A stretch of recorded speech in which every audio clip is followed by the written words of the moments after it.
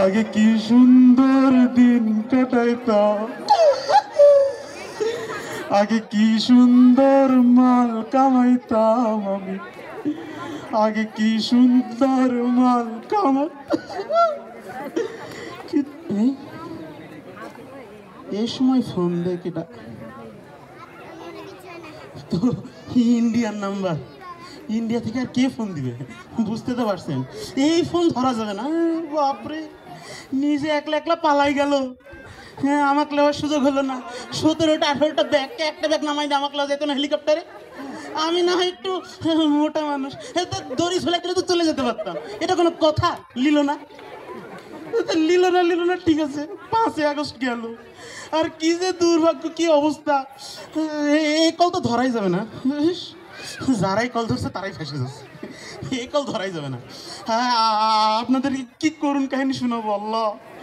এই যে হেলিকপ্টার নিয়ে চলে গেল, সেদিন রাতের বেলা তো আমার ঘুমই হয় না। আমি বুঝতে পারলাম দেশ আর নিরাপদ নাই, দেশ এখনো অনিরাপদ। এখন যেভাবেই হোক এখান থেকে ওই দেশে যদি যাওয়া যায় তাও কোনো রকম জীবন বাঁচানো যাবে। মনে করলাম যে পাবলিক ট্রান্সপোর্টে যাব। এর মধ্যে খবর শুনি দরবেশার আর মুড়িদ নাকি পাবলিক ট্রান্সপোর্টে যাইতে যায় আটকা পড়ে। আমি চিন্তা করলাম না, এটাও নিরাপদ না, যেভাবে অন্য কোনো উপায় বাহির করতে হবে। যে মানুষ আমি জীবনে করে দিন ফজরের নামাজে উঠিনি, সে মানুষ তাহাজ্জুদে উঠে পালানো শুরু করলাম। তাহাজ্জুদের সময় উঠে রাতের বেলা অন্ধকারে দেখে একটা ট্রাক আসে। আমি ট্রাকালা থামাই করলাম, ও ভাই কোথায় যাও? ট্রাকালা কয় সোনা মসজিদ। আমি বললাম আমিও তো ওখানে যাবো, আমাকে নিয়ে যাও। ট্রাকালা কয় জায়গা নাই। বললাম কী রে, সব আপার ভাষায় কথা কয় কে, জায়গা নেই মানে? আমি বললাম আমি তো 20-30 হাজার টাকা দেবো, তাও নিয়েছ। ট্রাকালা বললো টাকা যেহেতু দিবেন, আশেপাশে জায়গা নাই, তাই পিছনে ছাগল আছে, ওর সাথে যদি আপনি যেতে চান যেতে পারেন। আমি চিন্তা করলাম আল্লাহ কয় কি, জীবনে কোনোদিন কর্মীদের সাথে সামনে বসিনি, ঠাসাঠাসি করে হলেও স্টেজে বসেছি, সেই মানুষ আমি নাকি ছাগলের সাথে যাব। তারপরে ফতোয়া মনে পড়লো, জীবন বাঁচানো ফরজ। যেভাবেই হোক গেলাম পিছনে, উঠে দেখি আল্লাহ একখানো ছাগল না, সব বকরি। আমি ওর মধ্যে বসলাম, গন্ধ, একজন কেদাইতে আর একজন গুতাই। ও আল্লাহ, এর মধ্যে শুধু পেট ব্যথা। ভাগ্যিস পকেটে একটা গ্যাসের ভরি ছিল, বাইরে করে খাতে যাচ্ছি, এই সময় আর এক পুতা, ওরে আল্লাহ ট্যাবলেটটা পড়ে গেল নিচে। এবার চিন্তা করলাম যেভাবেই হোক খাইতে তো হবে না, আমার পেটের অবস্থা ভালো না। অন্ধকারের মধ্যে হাতড়ানো শুরু করলাম, দেখি আল্লাহ, আল্লাহর রহম, 100 ট্যাবলেট, 100 ট্যাবলেট। এ একটা দিলাম মুখে দিলাম, ট্যাবলেট না, এ তো দেখি বকরির লাঠি।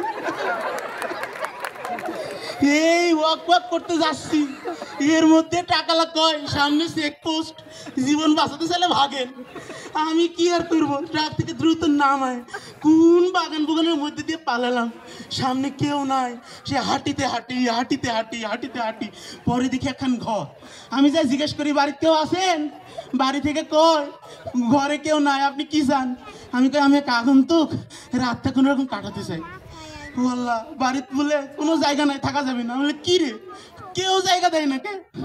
পরে আমি কোনো আরে টাকা কোনো বিষয় না, আমার কাছে বহুত টাকা আছে, 20-30 হাজার টাকা জালাকে দিয়ে দিব, অনেক গুছাই নিয়ে আসছি। এখন মহিলা কয় ঘরে তো ঢুকতে দেওয়া যাবে না, তাই গোয়াল ঘর আছে, যদি চান ওর মধ্যে রাতটা কাটাতে পারেন। আমি বলি আল্লাহ, ও আল্লাহ, সারা জীবনের জুলুম যা করেছি সব সাজা কি একদিনে দিবা? পরে দেখে কি আর করার, জীবন বাঁচানো তো ফরজ। গেলাম গোয়াল ঘরে, এই সারাদিনের ক্লান্তি শেষে জীবন একটু চোখটা বন্ধ করছি, দেখি আল্লাহর রহমত বর্ষণ হচ্ছে।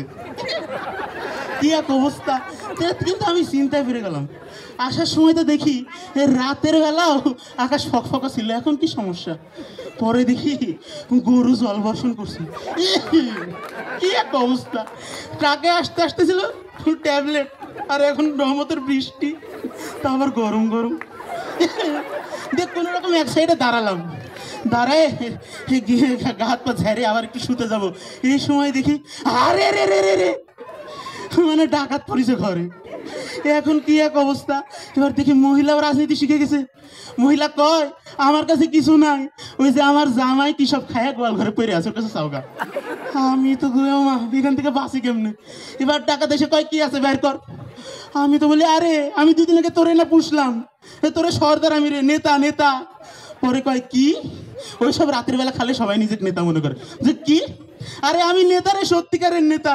এর মধ্যে থেকে ধুপা ধুপ কিলা কিলিয়া লাতালাতি শুরু হলো। তারপরে কিছু মনে নাই। যখন জ্ঞান ফিরলো তখন দেখি আমার কাছে কোনো টাকা পয়সা নাই।